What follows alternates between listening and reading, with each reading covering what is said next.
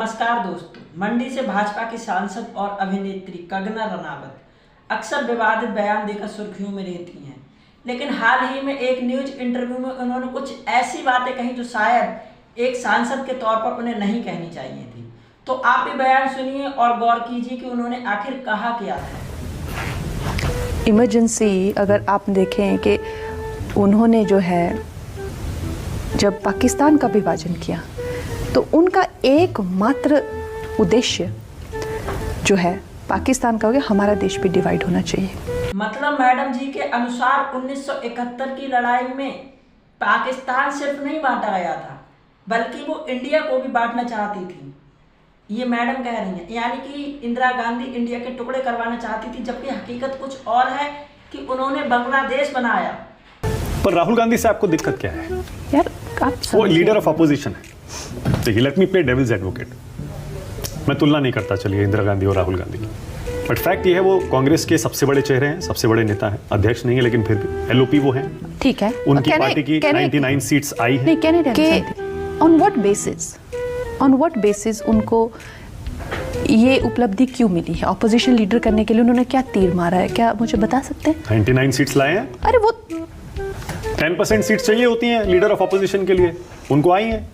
55 seats चाहिए होती हैं, उनको 99 आई है, तो मिल गया एलओपी। ठीक है, अगर आपको ऐसे बात करनी है तो फिर इसका कोई जवाब हो ही नहीं सकता। फिर इसका क्या मतलब हो सकता है? फिर आप ही बता दो और क्या। अगर आप देश को किसी भी तरीके से किस तरह की अफवाहें फैलाई गई, मेरे खुद के इलेक्शन में एक दिन पहले आके युवाओं को 1.5 लाख देंगे, हर महिला को 8,000 मिलेंगे, संविधान को खत्म कर दिया जाएगा, और आप अब भी कर रहे हो। आपको शॉर्ट टर्म गेन हो गया, लेकिन देश देख रहा है कि आप जो है सत्ता के लिए देश को जलाने को भी अरे भाई, जो इंसान अगर कोई देश जलाने की बात करेगा, देश जलाएगा, उसे पब्लिक वोट क्यों देगी? और भाई राहुल गांधी ने कब देश जलाया? अगर राहुल गांधी ऐसा करते, वो देश के नेता अगर ऐसा करते तो पब्लिक उन्हें फिर वोट क्यों देती? लीडर ऑफ अपोजिशन क्यों बनाती? देश के निर्माण में नेहरू जी का योगदान कितना मानते हैं? नेहरू जी का योगदान वेरी मिनिस्क्यूल। 17 साल रहे वो। कहते हैं कि उस समय बड़ा डिफिकल्ट था आजादी के बाद देश को संभालना और उसको बनाना। तो सांसद महोदया जी, उस समय सीमित संसाधन भी तो थे, उस समय इतनी फैक्ट्रियां भी तो नहीं थी। जितनी भी फैक्ट्री लगी सब उन्हीं ने ही तो लगाई हैं। जितने डैम बड़े बड़े बनवाए सब उन्हीं ने लगा। उसी के बाद तो देश ग्रो करा। उस समय डायरेक्ट ग्रो कर जाता कि आजाद हुए देश ग्रो। देश का बेस्ट प्राइम मिनिस्टर आप किसे मानते हैं? Narendra Modi ji. Best chief minister? Yogi ji. Most popular leader ever? Narendra Modi ji. Modi ji पूरी दुनिया के नेता कब से हो गए? अगर मोदी जी सच में पूरी दुनिया के नेता हैं तो यूक्रेन और रूस की लड़ाई हो रही है, उसे क्यों नहीं रुकवाया? इजराइल फिलिस्तीन की लड़ाई हो रही है, उसे क्यों नहीं रुकवाया? बांग्लादेश में इतने प्रोटेस्ट हो रहे हैं, हिंदुओं पे अत्याचार हो रहे हैं, उसे क्यों नहीं रुकवाया? आर्मेनिया अजरबैजान का युद्ध चल रहा है, उसे क्यों नहीं रुकवाया? रूस और चाइना के बीच में मतभेद होते रहता है, चाइना अमेरिका के बीच में मतभेद होते रहता है। अगर वर्ल्ड के नेता हैं तो सब उनकी बात को एग्री करेंगे ना।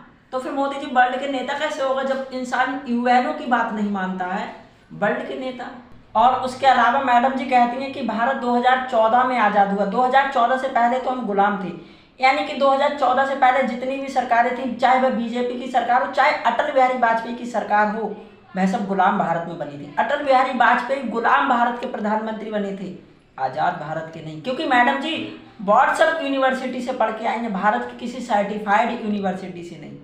तो इस हिसाब से तो आपके जो पार्टी के नेता हैं वह आज़ादी का अमृत महोत्सव चलाते हैं, उन्हें नहीं चलाना चाहिए क्योंकि वो बेवकूफ़ हैं। समझदार तो आप हैं, तो आप ही बता दो, उन्हें सजेशन दो कि हमें आज़ादी का 1 दशक चलाना चाहिए, क्योंकि भारत को आज़ाद हुए सिर्फ 10 सालें हुई हैं। मैं नहीं कह रहा हूँ, ये तो आप ही कहती हैं। भाई, देश की जनता से मेरा निवेदन है कि कुछ ऐसे नेताओं को चुनकर भेजो जिन्हें देश के बारे में समझ हो, इकोनॉमी के बारे में, पॉलिटी के बारे में, हिस्ट्री के बारे में, जियोग्राफी के बारे में, ताकि नेता ऐसे अनर्गल बयान ना दे। ये एक पार्टी का भी बयान हो सकता है, क्योंकि अगर कोई पार्टी का नेता किसी सार्वजनिक जगह पर बोलता है तो वह सिर्फ उसके अपने व्यक्तिगत विचार नहीं होते, बल्कि उसकी पार्टी के भी विचार हो सकते हैं। बाकी आप इस बारे में क्या सोचते हैं, हमें अपनी राय कमेंट में लिखकर बताएं। अगर हमारे द्वारा दी गई जानकारी आपको अच्छी लगी हो तो वीडियो को लाइक करें, शेयर करें, और अगर चैनल पे नए हैं तो सब्सक्राइब करें। वीडियो में लास्ट तक बने रहने के लिए धन्यवाद।